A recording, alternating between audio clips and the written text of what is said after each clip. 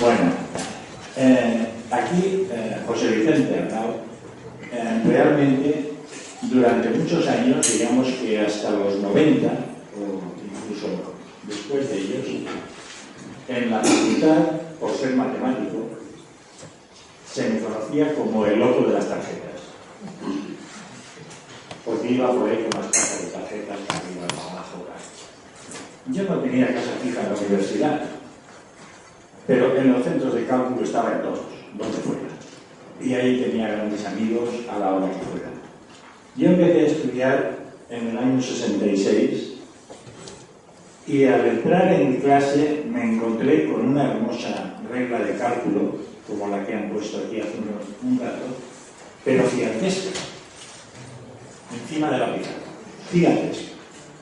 Y entonces me quedé flipado, porque mi regla de cálculo de toda la historia ha sido esta. Logaritmos vulgares, que yo pensaba que había algunos que no serían vulgares. Esto debían de ser los logaritmos del pueblo. Había otros de la aristocracia, yo que no sé, o sea, pero me gustaba eso de que éramos del pueblo, los vulgares, ¿no? Los logaritmos vulgares. Entonces yo todo mi trabajo ha sido siempre con esto. Luego voy a decir una cosa que no está bien decirla. Yo iba a ser ingeniero químico. Quería ser ingeniero químico.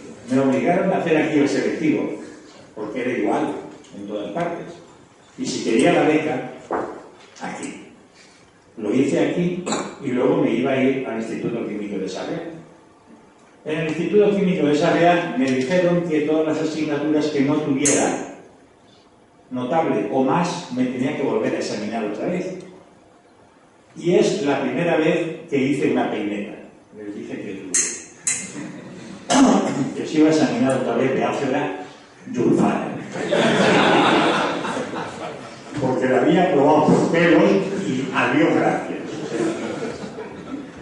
Total, en esa circunstancia estaba mirando qué se podía estudiar y un compañero me dijo: ¿tú también vas a hacer matemáticas? Respuesta mía: ah, pero ¿se puede hacer matemáticas así? Sí, empiezan este año. Ah, coño, me apunto. O sea, una vocación de matemático de toda la vida.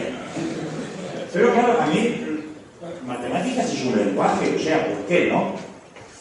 De hecho, como veréis en el currículum, a mí los lenguajes se me dan bien. Y entonces he estudiado muchos lenguajes de programación, muchísimos. Luego, claro, buscando quién me pudiera explicar eso de la regla de cálculo, cómo iba, vi que al lado, o arriba, no me acuerdo, creo que arriba, estaba el sistema periódico de los elementos. Y entonces pensé, date, departamento de química. Voy a preguntarle a sus bandadas a ver cómo funciona esto. Entré allí, oí una musiquita de la gavota de Bach. Y estos trabajan con música, qué gente, ¿no? Y pues, oyendo la gavota, acabé en el 1620. Había un señor allí, trajeado, otro con su bata blanca, y un transistor encima de la máquina, y la gavota sonando.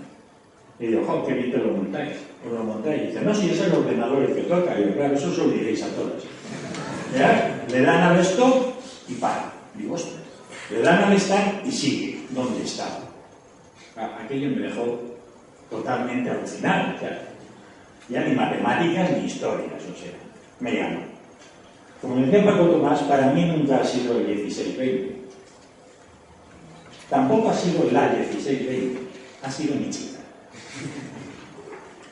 No es porque fuera inteligente, pero a mí lo de cerebros electrónicos no me gustaba en pimiento.